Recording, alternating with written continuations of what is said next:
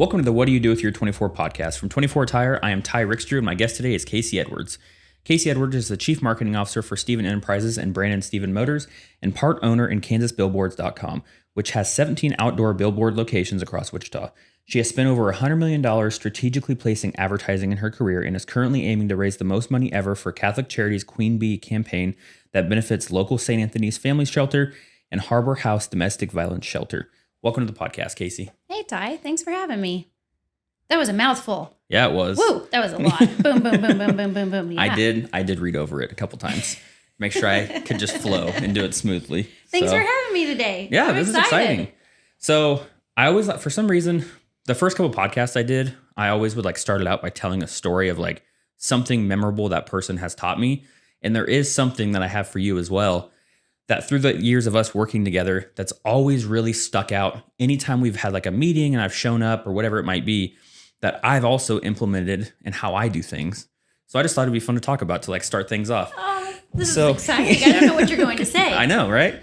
So anytime we've always had a meeting to shoot videos or do whatever, and I show up at your office and I walk in, most people, whenever you have that set time of we have a 30-minute meeting, they're just okay, hey, welcome in. A little bit of pleasantries, and then just kind of right into business.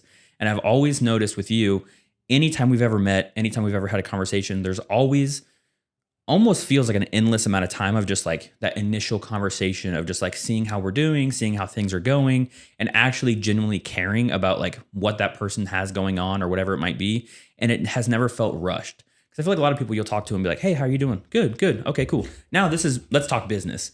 And it's always been nice that anytime I've come to talk to you, it's always been hey, how are things going? How's the salon doing? How's this going? And then it's I'll answer a question and be oh, she's just being nice. And then you ask follow-up questions and it keeps going. And so I've also tried to implement that, and not in a way of trying to force it and make it be something that would be kind of rehearsed or whatever it might be, but really just try to genuinely care whenever I'm going to meet with someone, not to just go straight to business and be let's get this done and move on. No, I'm passionate about marketing. Yeah. I'm passionate about advertising. I'm a cheerleader for you. I believe in you. I'm so proud of what you've done. You've pivoted. You've created what your idea of success is. And so whenever I see you, and it's few and far between when we catch up, you have a lot to unload and I have a lot to listen about. And I'm genuinely curious and here for that. So that's cool. Thank you for that support. Yeah, absolutely. I just thought that's always cool. So how are things going? What do you got going on? Oh my gosh, right now I'm so excited.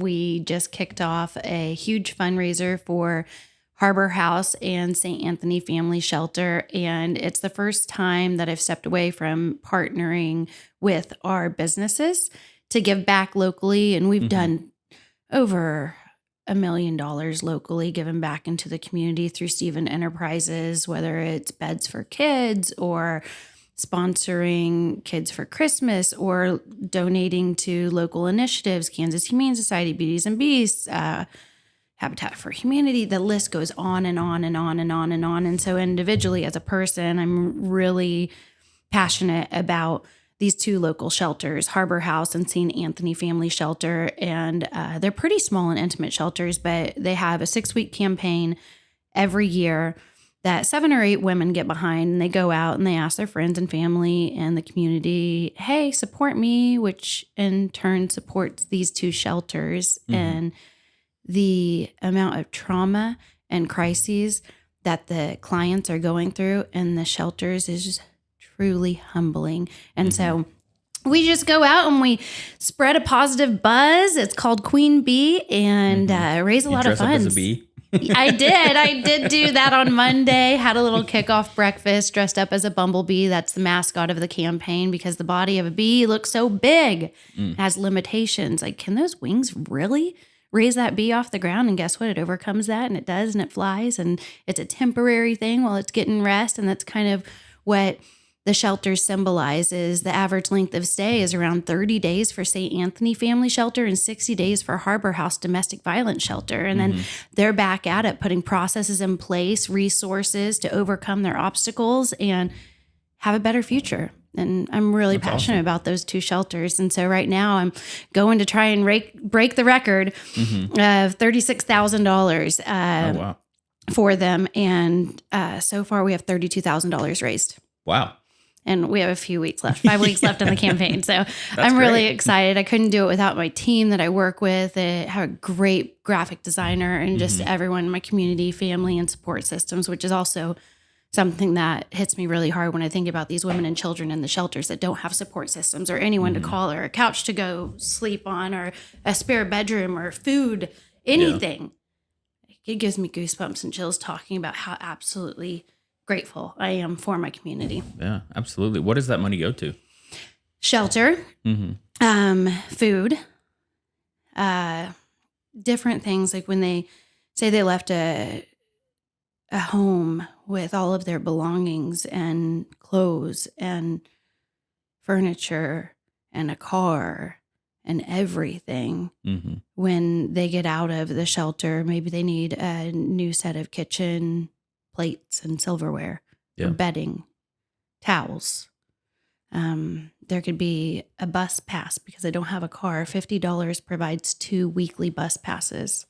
Wow.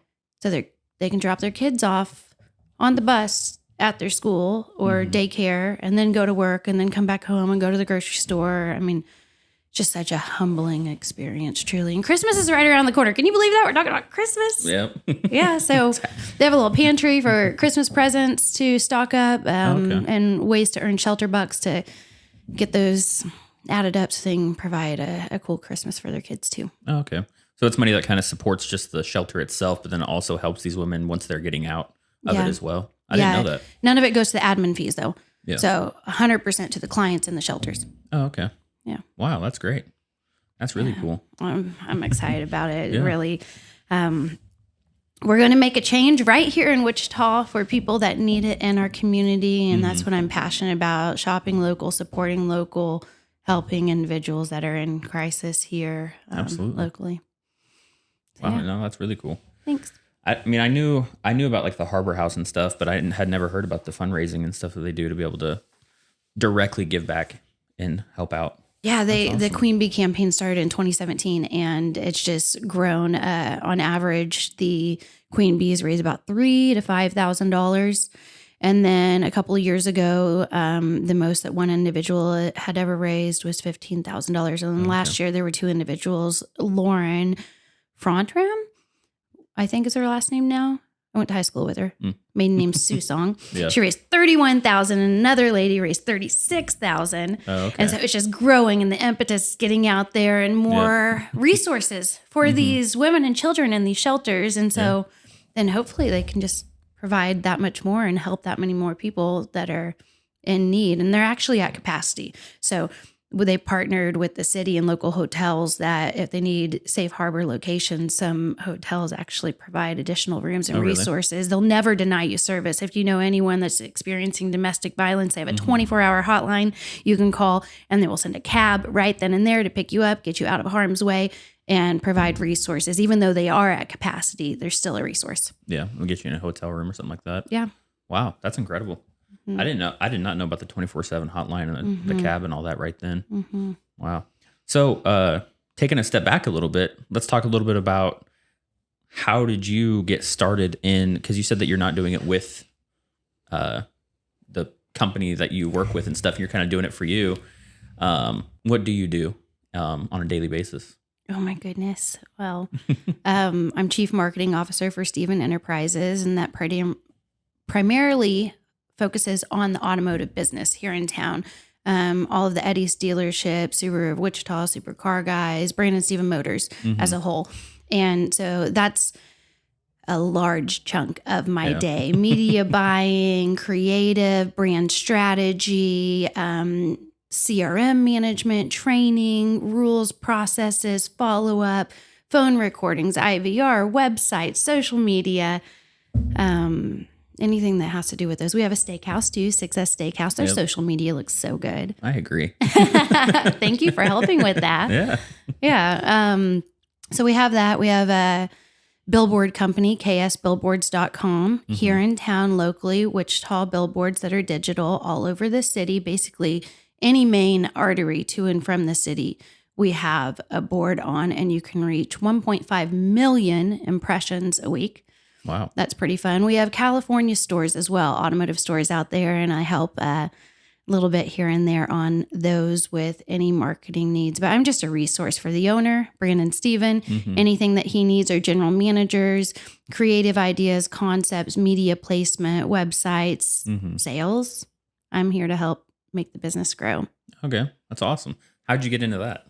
Oh my gosh. The owner of the group was a client of ours. I was working at Intake Studios. I was pretty fresh out of college. I had a background in YouTube.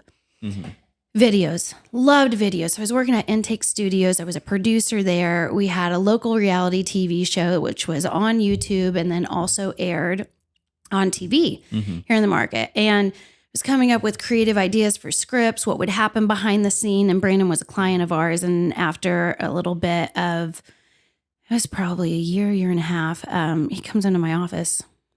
He goes, "Hey, how's it going? You're getting a lot of money out of me." "Yeah. How about you come and work for me?" "What? No, I like it here. I went to school for journalism and I love film, have a minor in film. And that's kind of a strong ask. I think you should talk to my boss about that. You shouldn't come and ask me about that if I want to come and work for you. That seems rude." And then the following Monday I was working for him. Nice. So I fell into the auto business, which most people do.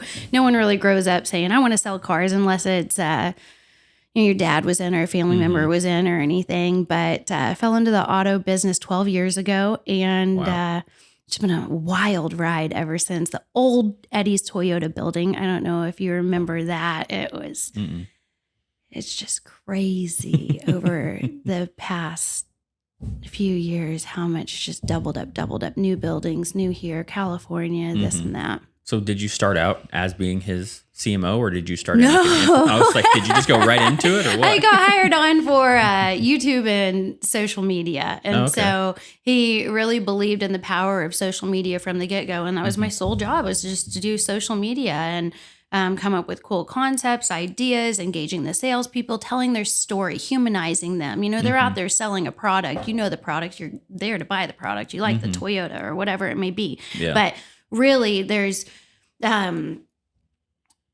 consumers are conditioned in the auto business to come in and want to negotiate and fight. And you're the slick back, greasy hair, gold chain wearing guy, and you're going to pull a quick one on me. And so these salesmen have kids that play t-ball with your kids, that work from sun up to sun down, providing a living for their family. Yeah. They grew up here in this community like you did, humanizing them, telling the story. What's their why? Why are they doing this? How'd they get in the business? How are they relatable to someone? How can we make friends with the community through them and then earn their business in the future? Yeah. Yeah. So I started doing that. And then one day, like 6 months into it, go to a meeting and got a promotion after that with all the general managers to handle all the marketing instead of just the social media, and just been one lily pad hop just keep growing from there, from the next, taking on, asking for more responsibility. What can I do here? How can I help? Solving problems. Yep.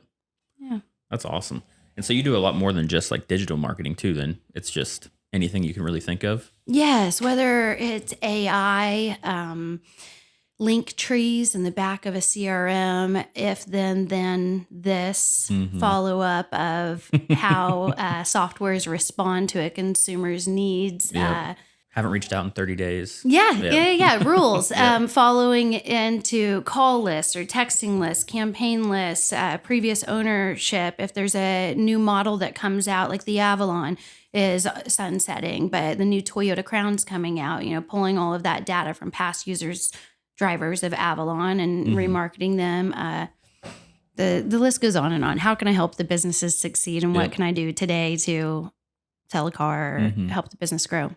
So you don't have a background, or because you said you went to school for like journalism and stuff. When did you start learning all of that kind of back end retargeting, if consumer behavior and stuff, to be able to start really dialing in on that? So the auto business has NADA and digital dealer conferences. And so my boss just started sending me to these conferences. And then locally, you also get bombarded every day by salespeople. And in the automobile industry, there's a lot of technology, and not all of the vendors are even remotely local or regional, it's nationwide, and these gigantic corporations like Cox Media, Cox Auto, multi hundreds of millions, if not billion-dollar businesses are running the automotive, up there with medical. I mean, it's a very high revenue business. And so we have accessibility to all these really cool technologies. 7-8 years ago, I remember,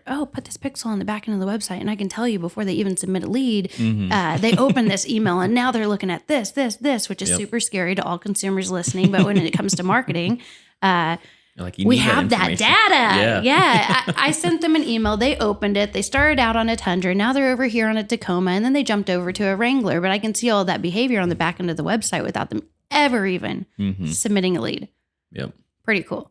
Yeah. We don't call them and say, hey, I saw you jump from a Tundra to Tacoma to Wrangler or whatever it may be. But we know their shopping and their interest. And so over the years, all the technology, and it changes so rapidly, but going to these conferences and then working with our vendors and asking questions, I'm learning. I want to hear what is new and what gets people excited on the other side of the table that come to me and are selling, or they're out there doing things. And with AI or fast advertising or anything, just ask a lot of questions. And then there's an infinite resource in our hands. Yep. Right here. Oh, I want to learn more about that. Okay. Become a master. Watch a couple of YouTube videos. Look at the back end of coding, whatever it may be, and learn more and dive in. Yep, absolutely. I think that's one thing I've seen too, is like I think being able to just like quickly see that someone else is doing it really well too, and then just having that resource at the palm of your hands to be like, hey, I've heard about this thing that you're doing. I want to connect with you to be able to do it really, really well, instead of me trying to figure it out on YouTube and just watch a bunch of videos. That's one thing that I think really has helped me change a lot of the marketing that we do, is like me not trying to be the master at it all, but just knowing that we need to be doing that and then having someone else figure out how to solve that problem, which is definitely helpful. Yeah, I had a mentor probably 5 years ago say to me, if you really like someone and what they're doing, just ask for a coffee. And if they don't give it to you and they're too busy, ask again. If you really want to get to know them, don't take no for an answer. And you'd be surprised how many people are willing to give that hand up and lift you up, or share or talk, or, maybe it's a cocktail after work and anything. Like, people really want to connect. It's an innate thing of, let me help you. And I want to see you soar too. Yep, exactly. So do you think it would be, I always like to ask this question to marketers, like, do you think building an audience and then trying to market to them is harder than just already having an audience and then being able to market to them? You have an audience whether you know it or not. Like, you don't need to build an audience. There's an audience there. It's already out there. I guess maybe you do build an audience, but my definition of an audience is, okay, there's a problem. Here's the solution. Connect the solution with the people with the problem, and that's marketing. Yep. Absolutely. So they're out there. You just have to learn how to find them, or where they're at, and solve their problem. I love it. I like that. Marketing and advertising. You wake up every day and you're like, okay, someone needs a new toothbrush, or someone needs this or that. Find the audience that needs that. Yeah, absolutely. I like that a lot. So one of the things that you mentioned you kind of wanted to chat about was how you manage marketing ROIs. It's really in the weeds, but for people that are in marketing and advertising, we've gone through this shift to GA4. Now, I'm in Google Analytics all the time. And so doing secondary page pass of traffic referrals and audiences and time on site and your cohort reports, we could get really nerdy and geek out and dive into that. But as a client comes to you, or our general managers come to me, they say, well, how do I really know that this is working? How do you do that? There are cool things out there like Google UTM codes, where you can put the source and the medium, and you can have different creatives that are out there in the market. We A/B test a lot of things especially when we're trying something new, or we're doing a display ad or a Facebook ad, and a red car gets a lot more clicks than a white car. Yep. a red button and a green button get a lot more clicks than a white button or anything. And so there's just really cool things out there available for marketers to use Google UTM codes and see, okay, the email blast with the red button did this, or red car versus white car, different ways to track things. And then it's how much time did they stay on the site? Did they come back? How many pages did they go to? Did they submit a lead? Did they make a phone call? You can track all of that. Yep. And then you have all that, because I'm guessing you guys aren't looking at every single person that's doing that. You have the information that's being gathered, and then you have the AIs being able to segment them and be able to put them in certain places if they do so much activity. Yeah, a lot of softwares out there do that, but our CRM is just great to go in and put filters on, pull the data, remarket that way, send out customized personal blast with different variable template filters in there, make and model, dropping that in and sending it to them. I mean, marketing's crazy. Where's it going to be in, I was going to say 5 or 10 years, but it's like 2 years or it's a year from now, with AI and this new revolution of graphic design with AI, videos with AI, movies in Hollywood with AI. Yep. Yeah, I saw a podcast with Post Malone, and he was talking about someone did an AI song of him, and he was like, it was pretty good. I thought it was me, probably. Yeah, he's like, it was pretty good. I really enjoyed it. Probably thinking, did I play too much beer pong that night? Was that me? Whose song is that? Yeah. Tom Hanks. I mean, he's going to bat for himself right now because a dental company is out there and they produced a video using AI and it looks just like him. Really? And there's going to be a big lawsuit on it because they're out there making money off of his brand and likeness and image, and they didn't ask for his approval, and they just had AI complete it and looked just like him talking. Yeah, I think people aren't understanding that side of it, especially with like ChatGPT and stuff of like, it's still plagiarism. Like that information, the reason it has the information is because it was loaded with the information. Just because you're not reading that news article or that book, it's still reading it for you. And I think people forget that a lot. Yeah, 20% of ChatGPT is not accurate right now. It's fine tuned. It's very right. Yeah. You used to get the cliff notes off of Wikipedia or anything. Yeah. 20%. You still have to read it. You still have to fact check it. But if we have a really cool older model vehicle and it's not moving, I'll go in and I'll customize the descriptions on a landing page. We call it vehicle details page on our website.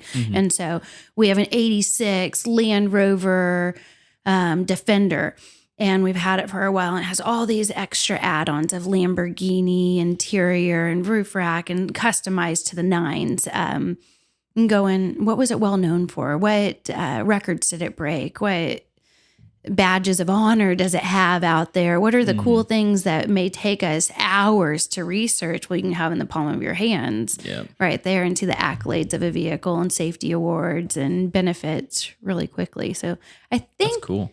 It's good to get the overview or highlight or research if you know how to ask it the right questions right off the bat. Absolutely. I love that side of it, especially just for like brainstorming. I feel like you can just get through a lot more like a brainstorming session and like creativity pretty quickly because it just like instantly has all these awesome ideas kind of at the palm of your hands. Yeah. What do people want? What do most consumers search for when they're searching for me or anything? Absolutely. I'm excited to see how quick it will get better. Yeah. I feel like it's going to rapidly get better. I'm excited to see it. What do you think being a teacher now? And how do you know it's not created by a bot and it's actually an individual or a student? Yeah. I was actually talking to, I think it was Troy Tabor, who he works at WSU for like the entrepreneur school. But he was telling me that a lot of teachers have programs out there now that's already rolling out to be able to put in things to be able to tell you if it came from ChatGPT. There you go. That it's already helping solve that problem. Use your brain. So, yeah. Don't take the easy way out. You're going to be an entrepreneur if you do that. Take the shortcut. Exactly. Yep. So you said something about you'll have these GMs come to you and ask you, how is this working? And I feel like I'm kind of curious to know your thoughts on this of brand versus kind of one-click conversions. Because I feel like it used to be back in the day, especially with social media and stuff, everything was so new that you could really just get a good ad out there and you're probably going to get a good conversion. But now I feel like branding is kind of taking over, and that you really need to have a strong brand and do everything well for it to kind of all work together. What are your thoughts on that? Oh my gosh, yes, I love multifaceted approaches because you have top of the funnel and you have bottom of the funnel. You have directional billboards, you have top of mind billboards, you have urgent call to actions, you have just depends where your consumer's at in the buying cycle and how long that buying cycle is. Is it 30, 60, 90 days or is it 5 minutes? I'm thirsty right now or it's hot out and I want a popsicle, you know? It just depends what that consumer looks like and their behavior. And so top of mind branding, impressions, getting your message out there. Sure, that's good for long tail ROI things, long tail search behavior, long tail consumers. If someone only buys this products every so long, that can be good, but it can also be good for like Budweiser and Coca-Cola and Pepsi. You know, you see those things. It just depends who the target audience is, I feel, on all the different layers. And if you're e-commerce business, well, one click away, that's fun all day. Yep, absolutely. Retarget, yeah. So how do you explain that to the GMs and stuff whenever they're coming to you and asking, hey, is this working? Or, you know, is this specific ad working? Or do you just kind of say, you know, we can prove that they came in on the website over here and they bought the car here? Or, you know, what's the kind of the bigger conversation there? Yeah. Cost per thousand, cost per click, cost per conversion, cost per sold, cost per lead. I break down all of those things for the general managers. So if you're if it's a top funnel approach target, you just want to saturate that. Maybe cost per thousand is more relevant to you. And oh my gosh, with outdoor billboards, you can get $1,000 to $2,000 per 1,000 people that you target. But then you may call a local broadcast station and their display network, and it's $45 per 1,000 of display network. And then on social media, it's $17, you know, it just depends there. And then when, like, we have cars.com, Auto Trader, Edmunds, Car Gurus, these are all third-party listing providers of vehicles. When people go out there to shop, that they look elsewhere instead of just on our website, and then they get a backlink to our website that then clicks over. And once we get them to our website, usually they stay there and then convert. But how do I measure the ROI from all of those third-party vendors? Well, we track the number of qualified searches in the market for that specific rooftop. How many people are seeing my vehicles on this website? Okay, how many are coming over and spending quality time on that website of my vehicle? How many people are calling off of there? How many people are clicking over with that referral backlink to our website? And then what are they doing after that referral on our website? And how valuable is that traffic here? So say if you don't look at the whole picture, say you just have a GM that's like, I only got 5 phone calls off of that and there are only 3 leads in my CRM. Cut them. Kick them to the curb. They're out of here. They're not working. I don't want to use that anymore. Absolutely, sir. I will do that. Let's go get some more data just to make sure we have the whole picture. And then once you match it up with Google Analytics, you'll see, oh my gosh, there are 600 people coming over and the attribution is on our website. Instead of on that third-party website. So we really dive into everything with Google AdWords campaigns. You know, it may be a lot more expensive to conquest someone else's name. Maybe even more expensive if you go out in radius a little bit to another market to try and get those consumers in here. During COVID, there was a lot of inventory supply restrictions. And so we may have had something that other markets didn't.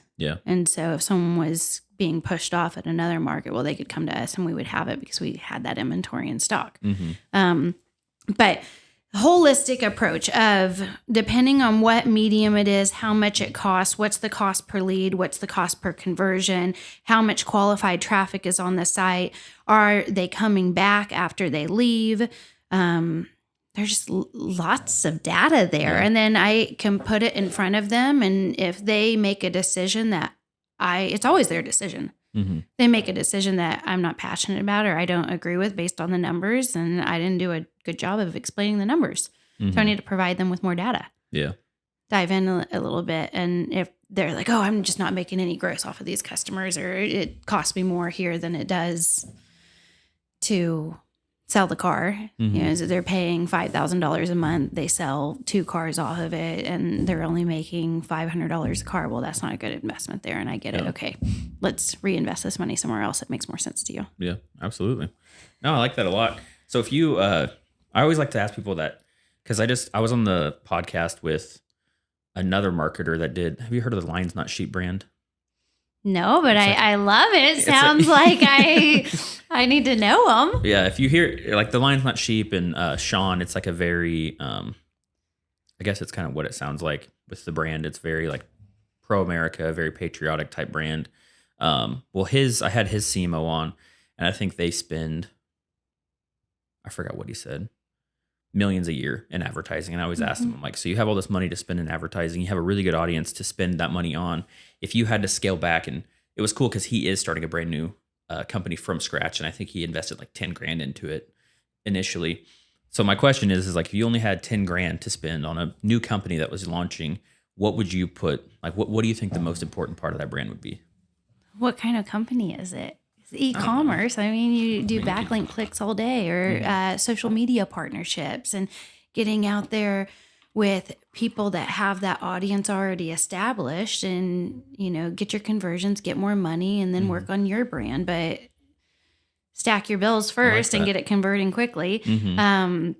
If it's, you know, local and no one knows you're doing this, well, you have to tell people that you're doing it in order for them to know. And so get connected with your community, get the word out there, go places, shake hands, let people know, hey, I'm now selling windows and siding in our community. I know you didn't know that, but now I'm here, and you got to put it out there. And that's the thing about a lot of business owners that are so scared with social media. They haven't even taken the step to ask for people's business. Well, I want to invest all of this money here, here, and here, but their neighbor doesn't even know that they're doing it, or their high school class doesn't even know that they're doing it, or, you know, their community, their friends. Like, this is a new endeavor. Do you believe in it? Okay, you believe in it. You're putting your heart and soul and effort into this. Well, spread the word. I just opened this business. Here, people want to do business with people they like. You have a lot of people that like you, right? Go out there and let people know. And so $10,000, it just depends what business it is. Is it a coffee shop? Is it this, you know, finding where the audience is that it converts? Is it online? Is it a hot dog stand on the corner? You know, get some loud lights going and a musician out there and create a buzz. And I just like that. I like what you said about just, you have to ask for people's business eventually, or in general, because I feel like that's a lot of, especially clients that I work with that have never done Facebook ads before, and they're starting to get leads in, and, you know, we'll set them up on a text campaign. But I'm like, well, did you call them? And I'm like, well, no. I'm going to text them. And I'm like, what? I'm like, you eventually will need to get on the phone with someone and say, I do this, and I need to, do you want my business? Will you work with me? Because I'm telling you, eventually people will they will say yes. But people are like, no, I just thought if we texted them, they would answer. I'm like, no, it's not how this works. I mean, text is convenient and it's non-confrontational. And why are so many people are scared to get on the phone? But when we get new businesses that we take care of and do their marketing and advertising for, and I call their store, and it's ring, ring, ring. You're like, do you even want their money? Answer the phone, please. Oh my gosh. If you're going to be spending money on marketing and advertising, have someone there to answer your phone, or a voicemail. Or do you check your caller ID if you're a small business the next day and see all the opportunities you missed after night? Do those go to a voicemail? Okay, how many people do leave a voicemail? Not very many. 8 out of 10 don't. So call them back. They're busy. Call in the next 5. Who's going to ask for that business? You had 8 opportunities there that you may not get back unless you follow up with them. Pick up the phone, send them a text, then send them an email, then jump on their Facebook if they still don't answer, then their LinkedIn. Yeah, there's so many different ways, but the phone, oh, that just gets me fired up for sure. Well, it's because I've had people even tell me like, well, I'm not a car salesman, or I'm not a realtor. And I was like, I feel like that's a good compliment to those industries, that they actually do follow up with their people. And I know whenever I was doing this stuff for the real estate company, with a lot of the realtors, they'd be like, well, how many dials did you do today? And they're like, none. I don't want to call people. I just want to text people or post on Facebook. I'm like, posting on Facebook is great. And this is like what I even tell people, like I do social media and stuff. I'm like, that is the start. But once people start we want their information, right? That's the whole goal, is to get their information, whether it's actual physical information or metadata, so we can sell to them. And so whenever I had someone that I run Facebook ads. Whenever I first did it, I spent like $2,000 a month just running some ads. And for the first like 2 or 3 months, I didn't get any good leads. They were all pretty rough, a lot of bots and stuff. And then I was dialing in my call to actions and my graphics and stuff, and it really started to kick off. And that's kind of how I explain to people, is like, whenever you're running leads, you might do it for 60 days, 90 days, or whatever it is. And then your leads will start really becoming better. And then that campaign can last a lot longer. Once you find that win, that campaign might last a year or two, and then be able to start making phone calls off of it. But I was like, say I got 100 leads in, I set time in the morning from like 8 to 10 a.m. where I just dial. I'm only calling people, following up with them. And that's me. There's no one else in my company doing that. I'm the salesperson. And whenever I was talking to, I think it was one of my window companies, I was like, well, who's calling them? Well, if they don't text us back, we don't call them. And I'm like, even if they give us their information on Facebook, you need to have a list in the CRM, whatever you want to use. And now I don't let people not use my CRM, because everyone has their own stuff and I can integrate in pretty easily. But now I'm like, no, if you come on with us, you have to use our stuff, because that's the guarantee that you're going to make leads or make sales. And so I'm like, you need to have somebody calling these people. And yeah, at the end of the day, us you having have to this create a conversation right now just over text.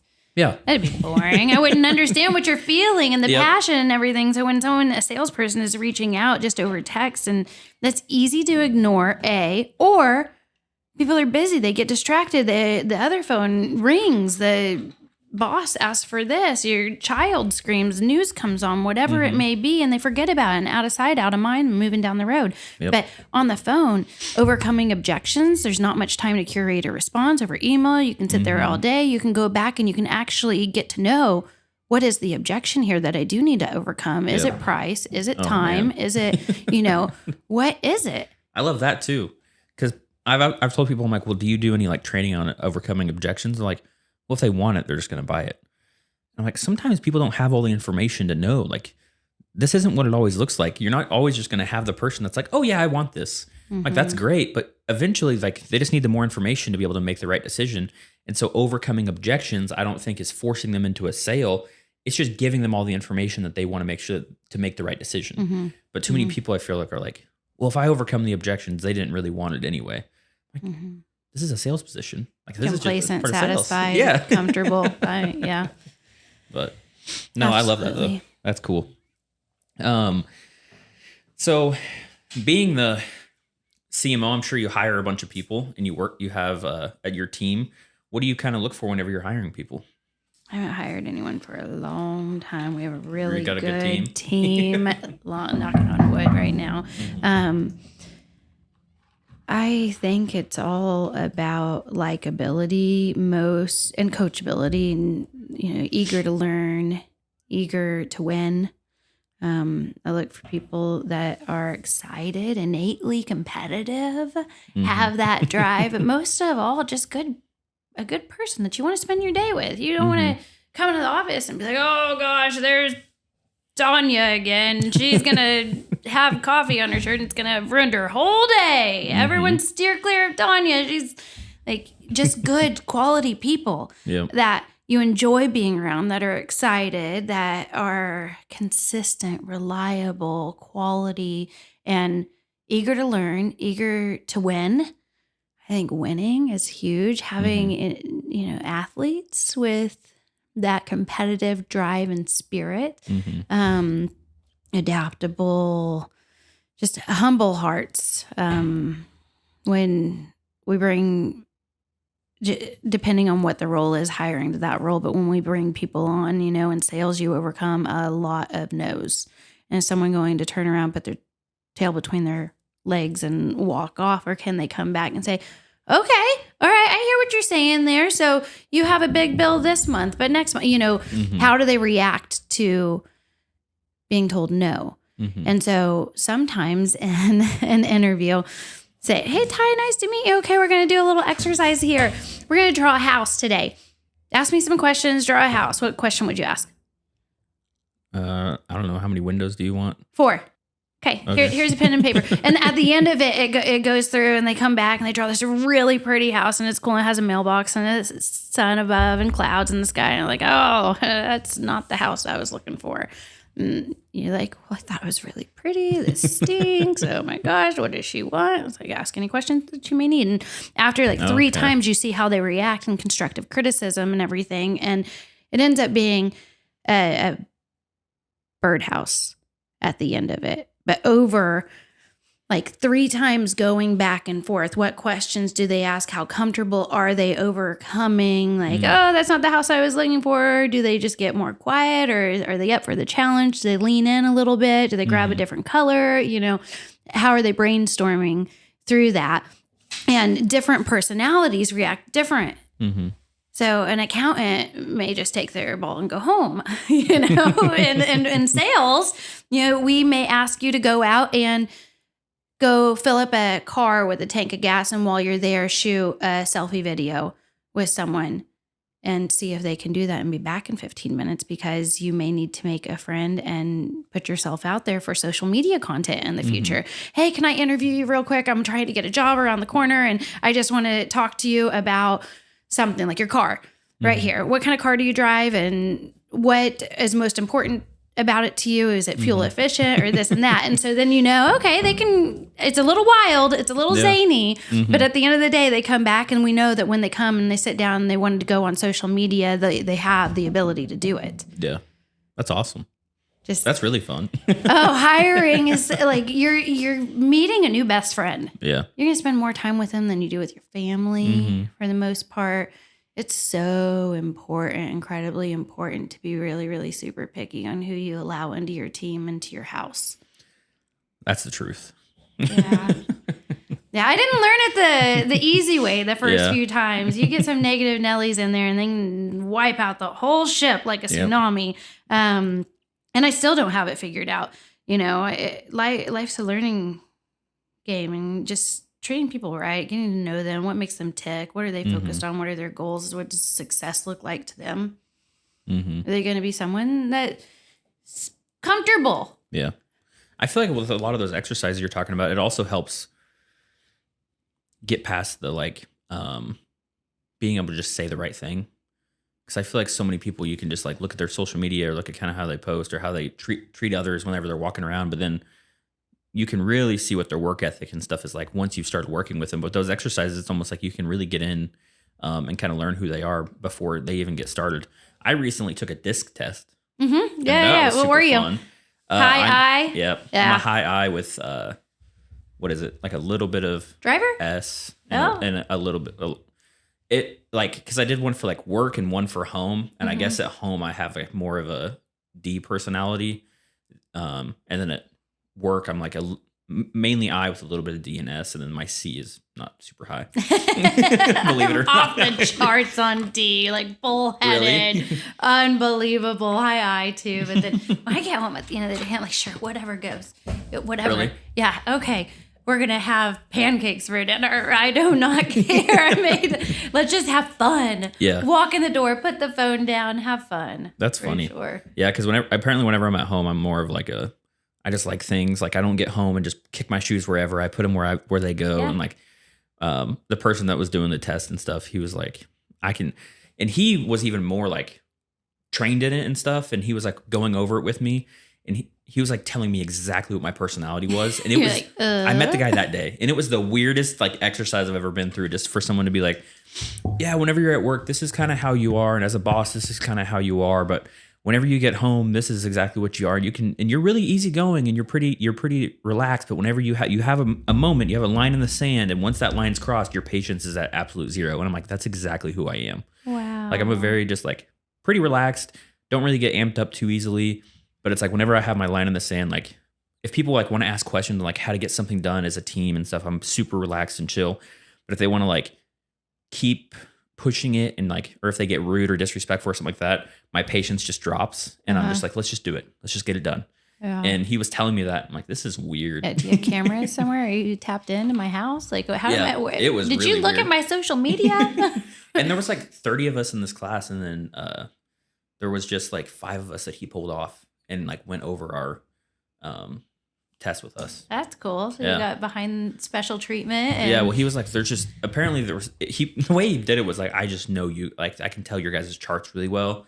And I just want to talk to you guys outside of this. And I was like, okay, I guess I'm one of the people. But it was cool. I just think it's awesome how you can just take a test that's like asking you really vague questions and then someone can just tell you exactly who you are. Eerie. Yeah. Yeah. That's kind of like horoscopes when someone's like, "Oh, you're a Gemini." I'm like, well, I guess. I don't know. But I find a lot of those long questionnaires come back and I'm like, yeah, I see that. I see a little bit of that. Yeah. I believe in it. But as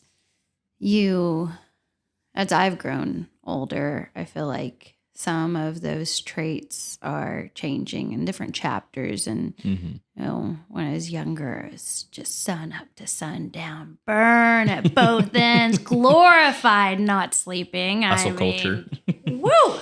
Hustle, hustle, hustle. Yes, editing videos until 3, 4 o'clock in the morning, being at my desk at 8:30 the next day, socializing, all of that, and just different chapters. Now what it's like, 12 hours of sleep minimum.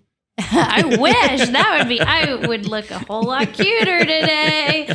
My daughter, this week, she's just like ready to hear the rooster crow. 5:30, let's go, party time. And oh man, it's good though. It's fun time in the morning before she goes to school and everything. But yeah, I value sleep more than I ever have. When I turned 31, that's when the transition happened. It was like, oh no, I really need this. I don't know what I was thinking. How much more productive could I have been if I did get better quality of sleep in my 20s? I don't know. It's kind of a catch-22. I was networking like crazy, being just pumping out the content, doing everything. But different chapters, different skills get highlighted, and you learn other things that help you navigate life. I look back at some of those times, it's like, oh, I wasn't very efficient with that. But did I think I was? Yeah, I was waking up, working all day and into the night. Just wasn't doing the right stuff. Yeah, I was going to say, I feel like one of the things that I do is I'll just get stuck on a project and I'll just work on it for way too long. And it's not even a project that's going to make me money or do anything for my business right then. It's like a bigger one, but I'm like really into it for like 3 or 4 hours. And so then my days turn into 12, 16 hours because then I need to get all the stuff that needs to get done. And then I realize that's one of my biggest problems. So are you most passionate about those projects, or is it your commitment to your client of wanting to make the best of that, even though maybe it's a smaller budgeted project? Or is it more fun to you, It typically the stuff, because I used to really love fulfillment, like being the one that's like going to go out and do all the content and edit all the content and post all the content. And now like what I like the most is the sales side of it and the like team building side of it, putting people in places where they can thrive and be better at it than I could ever be. And that's what they're really good at. Because I used to just be like, I'm the one-man band. I can do all of this. I can go on YouTube. I can figure out how to do it. My brain still works that way. And you can do that, right? If there's something out there, but it's like, I'll never become the master of it.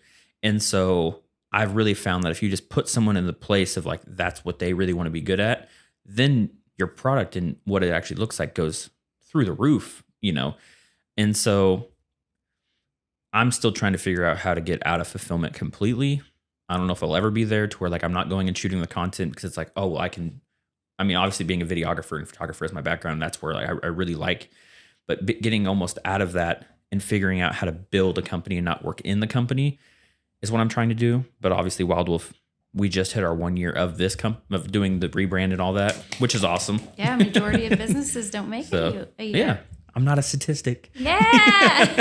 Congrats. So, but then figuring out just kind of what the bigger picture looks like, because I feel like whenever I was doing my stuff beforehand, when I was a one-man band, I never really had a 5-year or 10-year plan. It was like, get as many clients, shoot content, do whatever.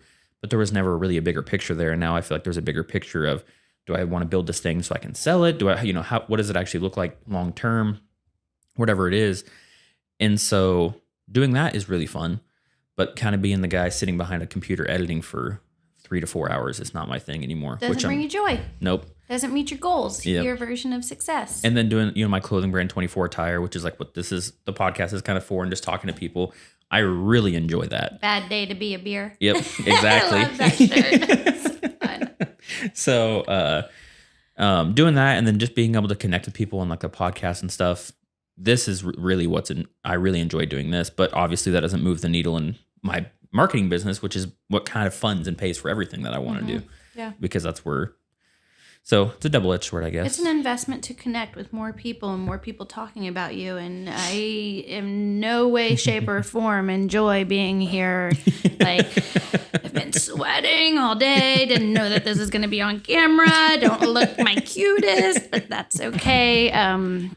But you're making a connection, and I don't know how many people I told about that. Oh my gosh, I gotta go do this later today. It's gonna be so weird talking about myself instead of the businesses or a car, or it's not curated content. It's just on a whim. Where's it going to go? Yep. But thanks for having me, pushing out of my comfort zone. Absolutely, I'm happy that you're on it.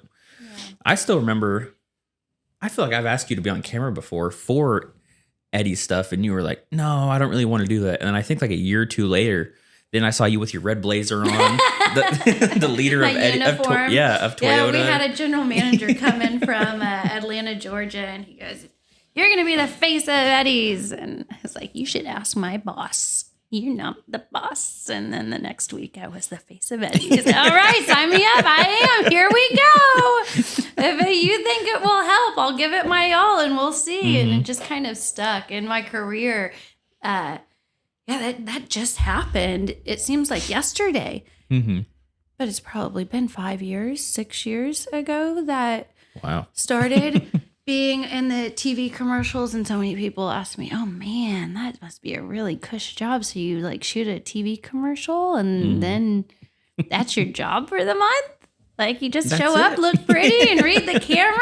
And I'm like, well, there's a little bit more to it than that. But thanks. I'm glad you saw them and you like them and it's fun. People see them and they remember them. And it was definitely a shift in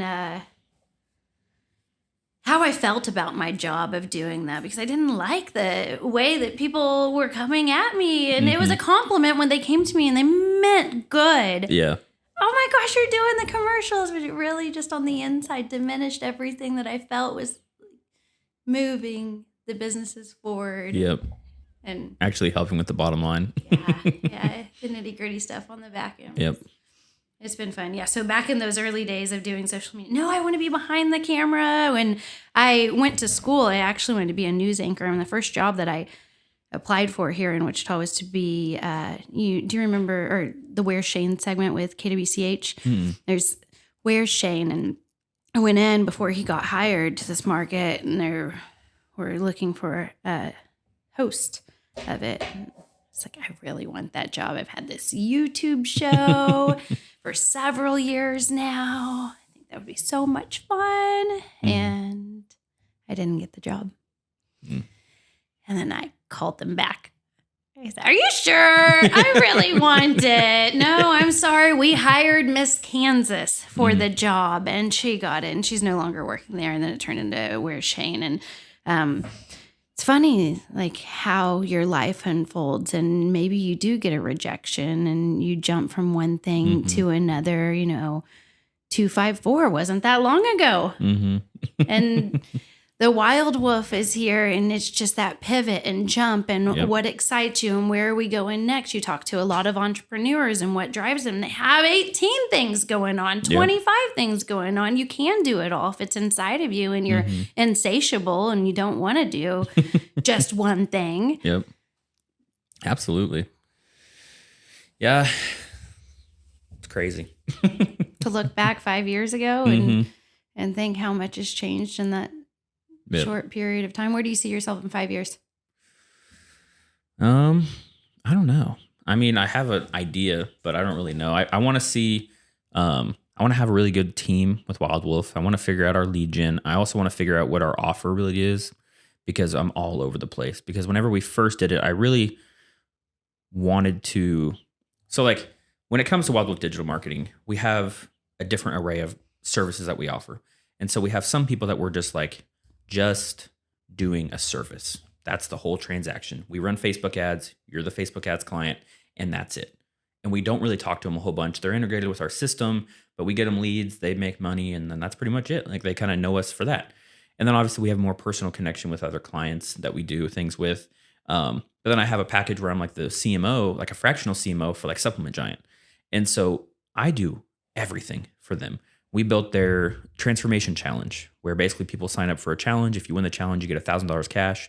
I built the funnel for it. I built the whole, with them, obviously on like what the standards to join in and stuff. We did their sponsored athlete program. I built that to turn into actually something. They've had people that they give free shirts to here and there, and they've had a good program. But I mean, Supplement Giant's been around since the 90s, 1990 exactly. And so to be able to come into a company that's been around longer than I've been alive and help them grow and really turn their athlete program into something, figure out, okay, we're doing a Black Friday sale. What are we going to do? What are our margins on these supplements to make the most money over here? And I help them with their Embrace the Pain, taking their merch from just saying Supplement Giant on it to actually have a meeting behind it. And that stuff has taken off. I've seen that. It does look really cool. I appreciate that. Yeah. Along with just posting on Facebook, doing email campaigns, texting campaigns, and all that stuff. Like I do everything for them. And I realized that brings me the most joy, being able to get clients. And then I started thinking, well, what if Wild Wolf is just like we had 5 really awesome clients instead of trying to get, because my number was trying to get 25 other clients just on that kind of service base was the goal. Because that's a company that's sellable, right? You get someone in that has a Facebook ad campaign, you get them in on a contract, you get 25 of those. Someone else that wants to consume that, then you can just sell a company. And that was kind of my idea with restructuring Wild Wolf, was to turn it into something that could have maybe eventually be sold or be a, I don't know, real company, I guess, is kind of what my thought was. But then doing stuff with Supplement Giant, I'm like, this is what really is fun. Like, this is really cool. And then, the restaurants that we do stuff for and all that, that's where I'm like, well, maybe I'm shifting. Maybe I just want to have 5 really fun clients like that and then have some other ones that come in and out. But I guess that's kind of where I need to figure out over the next 5 years of what it really looks like. So, yeah, you can do it all. You can do both. You can say, all right, pivot. Here's my lily pad. Mm-hmm. Whatever brings you joy. I think it's so crazy to think 10 years ago what success looked like to me, and now, and 5 years from now, and all the different things ahead. Mm-hmm. Absolutely. So what does your normal day look like? I always like to ask people that because obviously the name of the show is, what do you do? What do you do with your 24, which is like the proverbial like bigger picture. Well, 5:30 this morning, my baby monitor went off and I hear, Mama, Mama. She wakes up. My daughter's name is Faye. She's almost 2. She'll be 2 on Thanksgiving. We just started out. I went downstairs. My feet hit the ground. Take her out of her sleep sack and go down and get her started with some milk for the day. You say sleep sack? Uh-huh. Yeah, it helps her from scaling the side of the crib. Oh, okay. It's like a what in my head, I was like, I literally imagine like a sack hanging from the ground like this. She's not this guy. a bat. No, yeah, that's okay. what I was like, okay. In her crib, it's like a blanket. It's like a sleeping bag with holes in it. And okay. But it just like covers the crib. And otherwise she'll kick off the blanket and then she'll be freezing at night. And it keeps her nice and get her toasty. out of her sack. Yeah, I get her milk. I make my coffee, and then we go back up and start getting ready for the day. And get to the office about 8:00. Drop her off at school on the way there, and then it's quiet time. It's my favorite time of the morning. The hustle and the bustle of the dealerships hasn't started. I can chip away at my emails, look at my calendar. All right, here's, a couple of meetings. I have my hit list from the night before of things that I need to get done today when I leave. I write down a list constantly, or I'll print out a new list. And my calendar, I live by my calendar. If it's, to freakish point. If it's not in there, I have to schedule sometimes lunch, sometimes fun with my team. Because I forget about it. Just go, drive. And every Friday I sit down with my team and we have lunch. Which before here, great. We had Yokohama. It's a little chilly out. It was delicious. Oh, yeah. So going to the office, and this morning a GM came to me about, okay, I need this campaign live by Tuesday. Can we get it going? It's Friday. All right, let's make it happen. Graphic design. Let's make sure the disclaimers are there. Let's get the ad buys placed. I mean, we pivot and turn on a dime. If something's not working, that gets turned off. We turn it on over here. Things like that. Sending out ad campaigns. A lot of things are scheduled. But if a GM wants something right now, right here, we jump and say how high. Okay, that's awesome. And go. And then this afternoon, I'm here on a Friday in the afternoon. I don't like to leave the office. I don't like to leave hardly at all. But it's cool to be downtown Wichita. It's nice to get out during the day and see the world. Not just an office. That's a big part of, I feel like protecting your productivity is not allowing people to take you away from things. Like a lot of people spend a lot of time in a car driving around to and from meetings. And then where did half their day go? Oh, yeah. I love Google Meets. Yeah. Those are my favorite things. I've also like structured my schedule now to where it's like 8 to 12. It's almost impossible to get me because it's like I have like actual inside my business work being done. I have sales being done. And then after that, it's kind of like open. You know, I'll take on new client meetings or anything like that. But I've realized that like focusing on just what needs to get done in the morning is so helpful. And then not driving anywhere, like what you said. Especially in Wichita, every drive is 20 minutes. Yeah, which we're really fortunate for that. Yeah. Absolutely. We have a great quality of commute rather than Los Angeles or Reseda to Ventura. We have 2 dealerships out there. It's like it could be 45 minutes or it could be an hour and a half. You just don't know. We are so fortunate to have the quality of commute and traffic here in Wichita. But staying put at the office behind the computer where the magic happens is one of my non-negotiables. That's awesome. Takes a lot to get out of the office to go and get a meal or leave or anything. I just don't feel like it's the best use of my time during a day. So in 24, I just live off my calendar. And then tonight when I get home, I won't pick up my phone hardly until lay it down, spend quality time with my husband, cook dinner, talk about our days, play with our daughter, and then bath time, bed, and then us time. She goes to sleep about 8 o'clock, and then catch up in the evenings, do a little Instagram, Facebook, catch up, see what that Queen Bee campaign is doing. We've been checking that a lot at night or writing thank you cards. We've had so many tremendous partners here in the community. Building Control Supplies was a huge one. Eddie's Toyota was a huge one. Miracle Signs, Sabre Wealth Management. They're really good. I mean, just so many awesome people right here in the community. Commercial Lawn Management, giving back to things that don't benefit them. Yep. That's great. Really happy. Yeah, absolutely. So what keeps you motivated?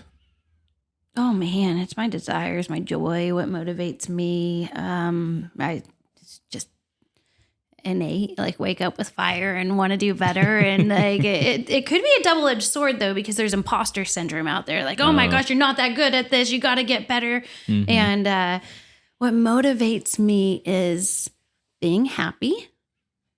And how am I happy? Like your version of success. Well, sure, life's a lot more joyful if you have money for certain things. And what motivates me is being happy, experiencing joy, quality relationships in life, having health. I'm motivated by money, certainly, but I'm also motivated just by good times, good people, good things, you know, and having fun and hearing someone say, oh, that can't be done. I'm like, watch, if I don't do it or someone tells me no, if we can't do it now, I want to figure out a way to do it or help you achieve whatever this is. Solving problems that are really hard that other people say that can't be done. That really excites me. Yeah. You're like, we're going to figure it out. Yeah. Or, oh, she's young. What's she doing in the car business? As a woman in the car business, she doesn't know anything or she hasn't been in, or someone saying, oh, is your dad own one of the dealerships? Oh. Must be cute. Must be nice. Like, no, I just fell into the car business. I love it. And what motivates you? Man, people never ask me that question.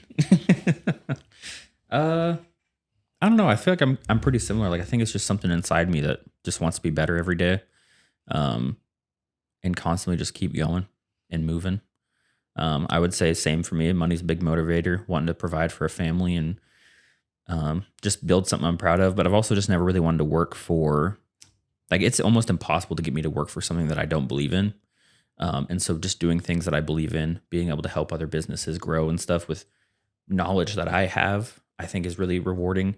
And I think that's one of my big motivators is helping other people in any way that I can. And that's what really keeps me being able to keep going every day. Yeah, I forgot my parents. I really want to make them proud. Yeah. Yeah, that motivates me a lot. Yeah. For sure. Yeah, that's an important one. Yeah, I feel like whenever someone asks you, I think it is kind of a hard question to answer, to think. Well, but do you even know what motivates you? Because some people don't. That getting to know yourself is such a journey. It's never really over and finished either. Mm-hmm. Yeah, because like what motivates you right now in 5 years might not be the same thing. Exactly. Yep, absolutely. Yeah, totally. What would you urge your listeners to do with their 24? Oh, proper preparation prevents poor performance. With your 24, like, what do you want to accomplish? Okay. Do you have a game plan? Is it written down? What steps do you have written down to accomplish that? Anything can be accomplished. It's been done by someone for the most part. If it's outlandish, well, you can go every day of your life trying to accomplish that. But proper preparation prevents poor performance. The 5 Ps. So I was going to say, does that spell something? Alliteration there. Yeah, so whatever your goal is, make a game plan, put it in writing. What are the steps and dates with times? Write it down in blue ink. You're more likely to remember it if it's in blue ink. Really? Yeah, crazy.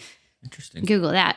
But having the steps of, okay, I need to do this, to then do that, to then do that, to accomplish my goal. But I need to do it by this date, and step 2 by this date, and step 3 by this date, and then you set yourself up to succeed. Mm-hmm. I like that a lot. That's really cool. When do you think is a good time? Because the way you bring that up, I feel like a lot of people they give up before they even kind of really gave it a chance. Whether that comes into business and life, whether you want to go to the gym or whatever it might be. I feel like too many people just start going, and if they don't get those immediate results, the instant gratification, they just kind of give up. They didn't really want it. Yeah. Well, the fire wasn't in there to begin with. How bad do you want it? Show me the money. Like, I mean, if you give up before, you weren't really committed. And so why weren't you committed? Did you not believe in yourself? Did you not believe that it was attainable? Because whatever the mind can conceive, the heart believes, the body will achieve. Like, just go, go, go. And so if you can think it up and you really believe you can do it, it can happen if you have a game plan. But if you give up too early, I don't know. I'm not scared to quit and move on and try something new and cut my losses and pivot and do it. But you have to be malleable. You have to be willing to turn. If you throw the towel in on something that you really want to accomplish and you haven't, maybe you didn't really want to accomplish it. That's the fire wasn't there in my eyes. But working out, I mean, that's hard to do every day, day in, day out. And the only thing that separates you between what you want is consistency. Game plan. Yep. Think. People that throw the towel in too early. I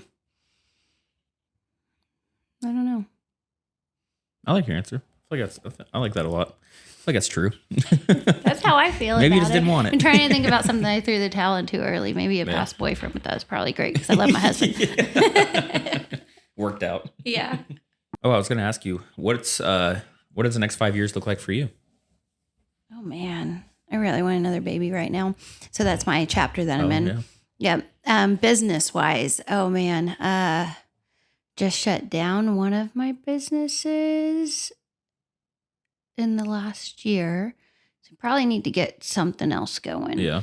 In the cards to keep me busy. We're growing the billboard business a lot right now, and that's fun, but it's like 3 hours of my time a week. Yeah. And so that's great. But I just want something else to throw in there. And when the right opportunity comes along, I'll know that it's a good fit. And my ears are open, my eyes are open.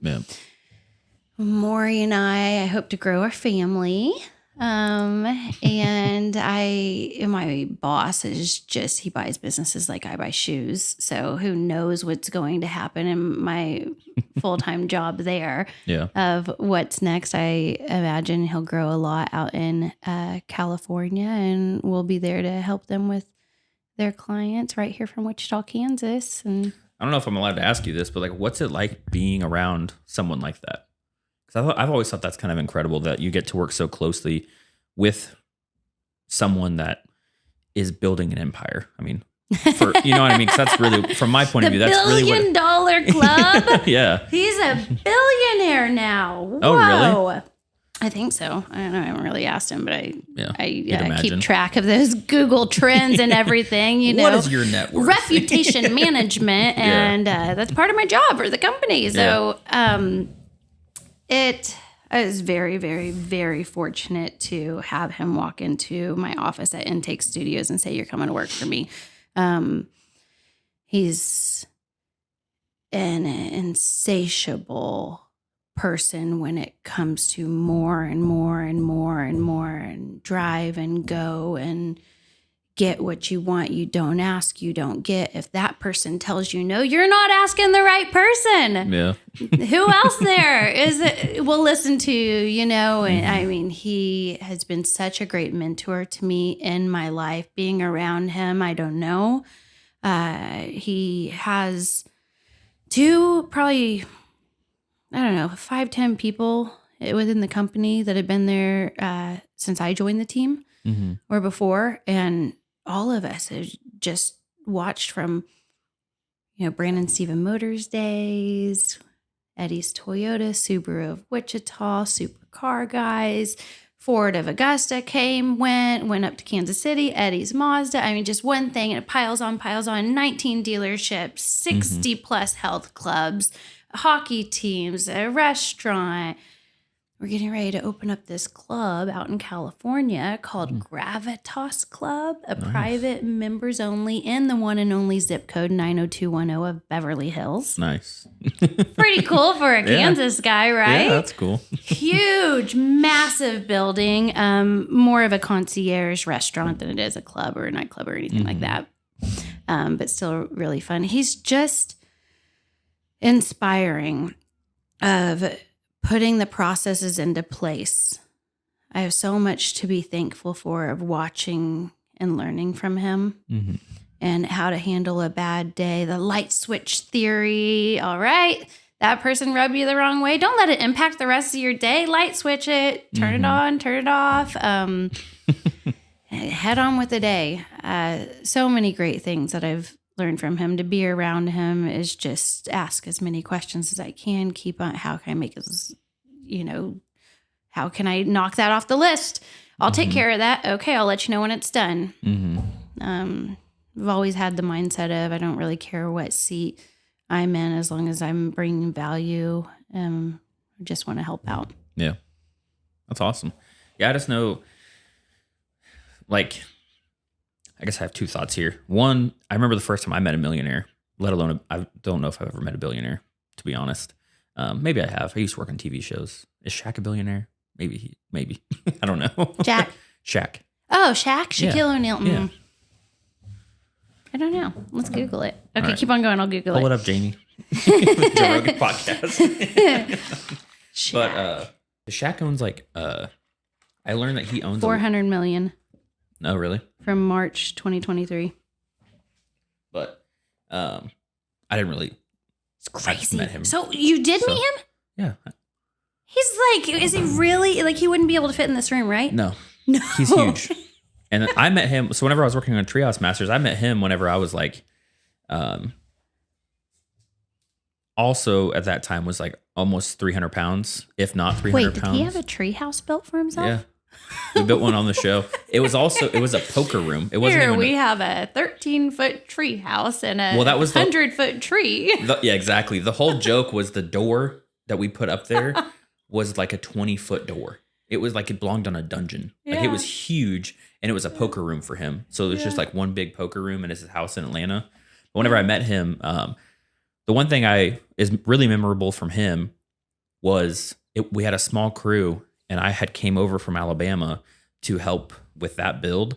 And I remember I got there and I was a new person on the crew, and he recognized a new person and like made me like say, "Hey, who is that? Yeah. Let me vet him. He's coming into my house. He's going to be in the presence of my friends, my family." Yep. Yeah. And I thought that was really cool because, I mean, our crew, you know, they had the builders and stuff, but I remember we were about to shoot a segment and I had a camera on my shoulder because we were about to start rolling. And he goes, "You state your name. You're new." And was just like messing with me and stuff. But it was really cool. I was like, this guy's just like recognizing someone new at his house. And I thought that was really cool. And then whenever I went to take a picture with him, I'll have to pull up the photo, but his hand is across my chest and it covers almost my entire chest. Like he was just a large man, and I look like a toddler next to him. Yeah, absolutely. I know a woman, Amy Jo Martin. She actually does some social media coaching, and Jill Hatton here in town was on her Renegades network, and Amy Jo Martin started Shaquille O'Neal's publicity, really? PR. When he started in the NFL and social media and all of that, she was his right hand. Nice. And pictures of them together, she looks like a toddler. Yep. Standing next to him. I mean, he's very large man. I've never met him, but seeing that photo. Yeah. He was one of my favorite celebrities I've ever met. Just super nice, super cool. So, my second thought I was going to say is I feel like people judge families and they just assume that it's very easy to make money. And I know like the Kardashians is one that comes to mind of just like, whenever I think it was, what's their name? The one that just became a billionaire. Kylie, I think she just became a billionaire. I don't know much about the Kardashians. I think that's who it was. And people are like, "Oh man, the Kardashians, like they just make money because it's just their family just makes the money and that's just how it works." And I was like, I don't think people realize like you might have the connections, but like you still have to have the skill set to be able to become who you are and be able to really thrive as a family and stuff. And I think that's one of the biggest things that I think is really cool from seeing all of them is just they are a family that works well together, but I feel like there's just has to be the drive in each one of them to want to be the best and want to keep going and not just, because I'm sure at this point they could probably just retire and be like, I'm good. Oh yeah. You know, didn't even have to probably from the having the expectation from the top down from the matriarch of that family probably too. Yeah. Yeah, I don't know too much about the Kardashians. I've never watched Keeping Up with the Kardashians. I haven't either. It's just when I think about. Well, I mean, like the Trumps of the world and stuff. People are always like, "Oh, Trump had a handout to be able to do whatever he did," and I'm like, I don't actually know, but I just feel like at a certain point to be able to build these kind of empires, like you gotta want it. Mm-hmm. Like you can burn $1 million really quick if that's all you're getting to be able to turn this into whatever it is. Yeah, you know what I mean. The structure that the generational wealth that a lot of those families have in place. And the support systems of the knowledge of how to work it and grow is a leg up than someone that's just a first generation, I feel like, and establishing some sort of success for their legacy, their family's legacy and all of that. But what is the expectation of the legacy of the family? Are you going to sit and cruise and fly under the radar and just be comfortable? That's okay. That's joyful too. Yep. Or is the expectation to keep on wanting more, take it to the next level, grow our empire, invest well, make more so that our kids, grandkids are okay. Yep. You know, and I think certainly with a lot of these successful families that keep on getting more successful, that's a skill that was passed down and taught. Of we don't settle, we don't relax, we keep on pushing and creating more for future generations. It's just not all about them getting a meal ticket and writing it out and spending the rest of their life on a yacht. Or maybe it is, and that's okay awesome. too. I love big boats. So much fun. I agree.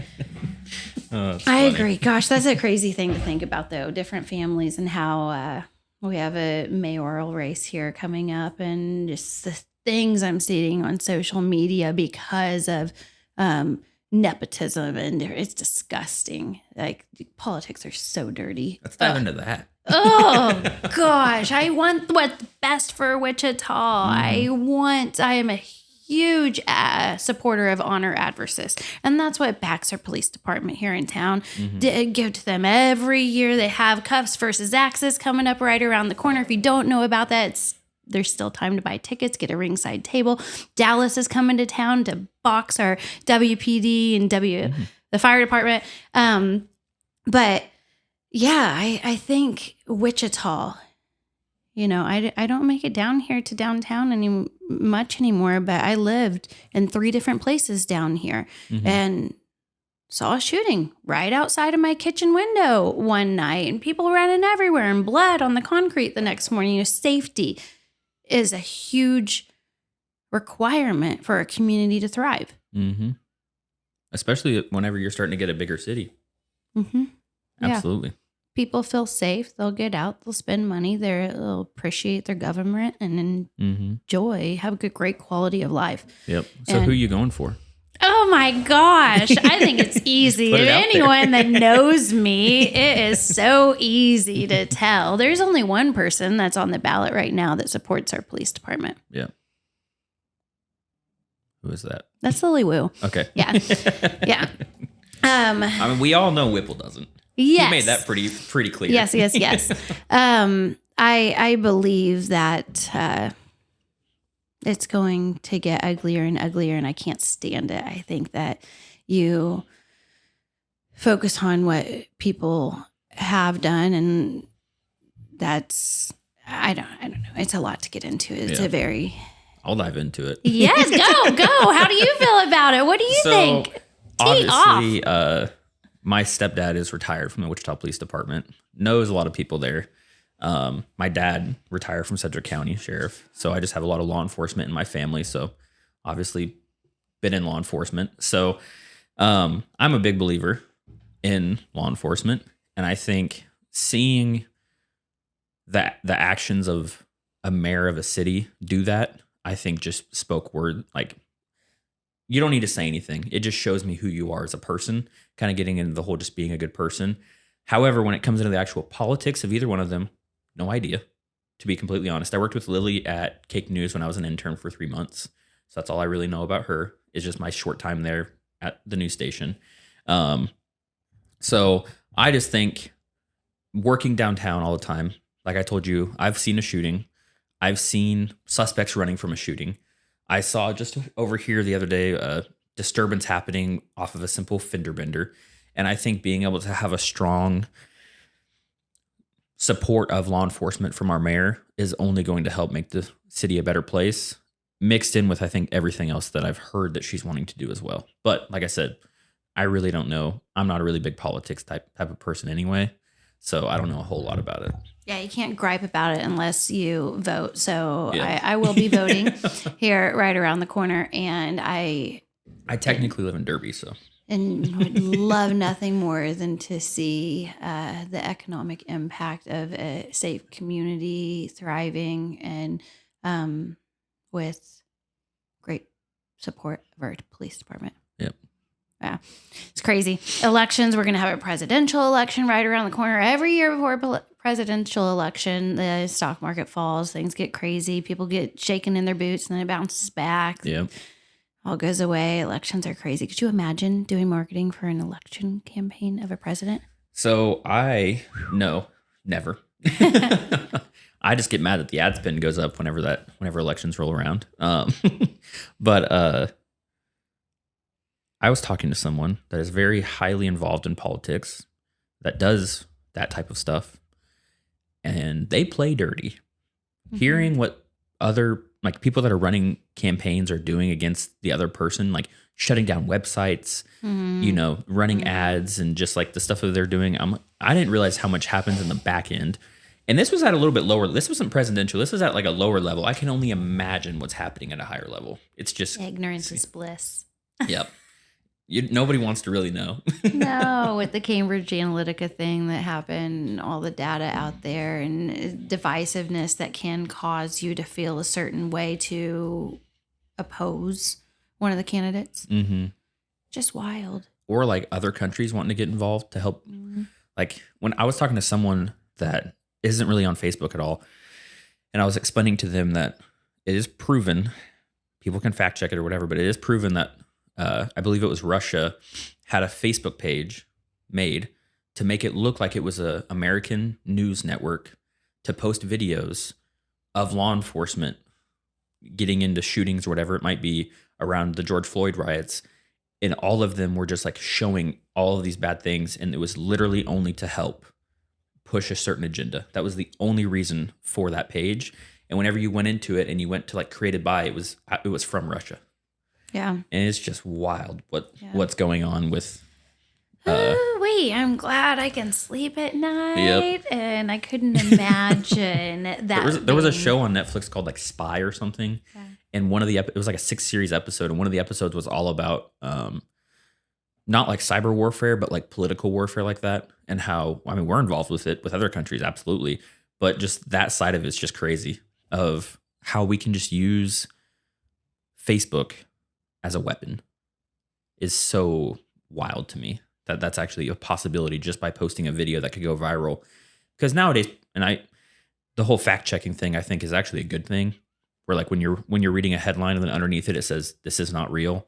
Even I know that's not a perfect system, but I think it's an important system to have because too many people are just scrolling, doing their doom scroll and getting that little bit of information and then not having anywhere else to go with it. The context of the article behind that headline, of course. Yeah, I don't know how many times I've had a conversation with like Deion Sanders when he first went out to Colorado. Yeah. And he was telling his players, don't leave your teammates behind. And they were getting in a scuffle and some of them were like running. Did you see that? Man, what is he doing with marketing? That's a guy. That guy's amazing. That's a frenzy. The blender thing that popped up, and he said it was just divine intervention on timing of how the opposing coach said, my mom has taught me one thing. I don't remember exactly how it went, but basically saying it's disrespectful to wear sunglasses when talking to an adult or wearing a hat while talking to them or doing interviews or something. He's like, well, funny that he just teed up this opportunity and he announced a partnership with the Blender sunglasses the next week and the whole team comes out. And I think Lil Wayne was there wearing the sunglasses and everything. That is some fast advertising right there. Yeah. I love when someone takes an opportunity and just tease off on it because it's relevant. And the Taylor Swift, Travis Kelce, mayhem that's going on right now with Halloween right around the corner. I'm sure we're going to see tons. Oh, yeah. Of that being the couple's outfit. But there's a lot of people hating on Colorado and what they have going on, but I'm like, I think it's incredible. Being able to just create this buzz on a college that hasn't been that known for a while and just going in and just being able to have that much, I don't know, news and eyes on what you're doing. I mean, I saw The Rock showed up to one of their things and had a jersey on. Like, it's just incredible. Well, being from Derby, Dylan Edwards, right? Mm-mm. One of their players is from Derby. Well, I live in Derby, but I'm from Wayne. Yeah. One of their players this year, he committed. I mean, he jumped, committed K-State, Notre Dame, maybe another one too. And then went to Colorado, and Deion's creating. I'm here for it. I love it. I love the excitement, the buzz, all media attention is pretty much good. But he just pivots and uses it, and he's real and is authentic, and people love that genuine side of him, whether good or bad. He has faults, but I love it all. I'm excited to see where they go this year. They got the tar beat out of them by Oregon, but I am competitive and I love watching sports and I love seeing that. And fast advertising just a few years ago when Aviation Gen. Oh, yep.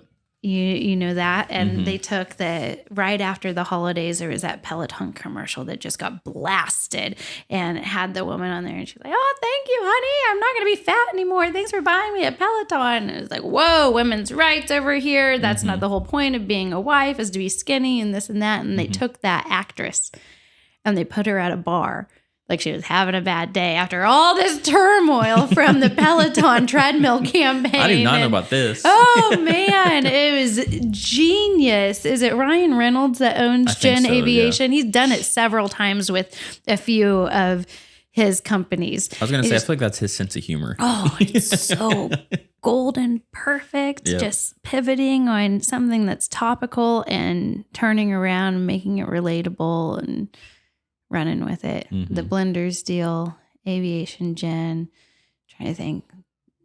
That's what really excites me right now about advertising. I haven't kicked into it, but there are just little viral trends. The slapping the belt viral video right now over the husband's face. No, okay. I don't think I've seen that. How often do you think about the Roman Empire? Do you know what I'm talking about there?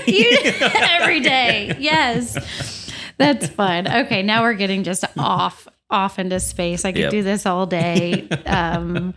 I appreciate you for having me, though. This is definitely getting me out of my comfort zone just to sit here and talk. I love talking about marketing and advertising. It excites me. I love pulling different people into marketing and advertising. I haven't hired anyone in a long time, but young people, internships, I love it. If anyone's hungry and out there and listening to this, the automotive industry is a lot of fun. If you would like an internship, find me on social media, Kacie Edwards, Kacie, spelled really weird. Yep. But I would love to have you come and intern for us. I love it. Well, thanks for being on the podcast. Yeah. Happy Friday. Those that made it this long, wow, I'm sorry. Thanks for listening.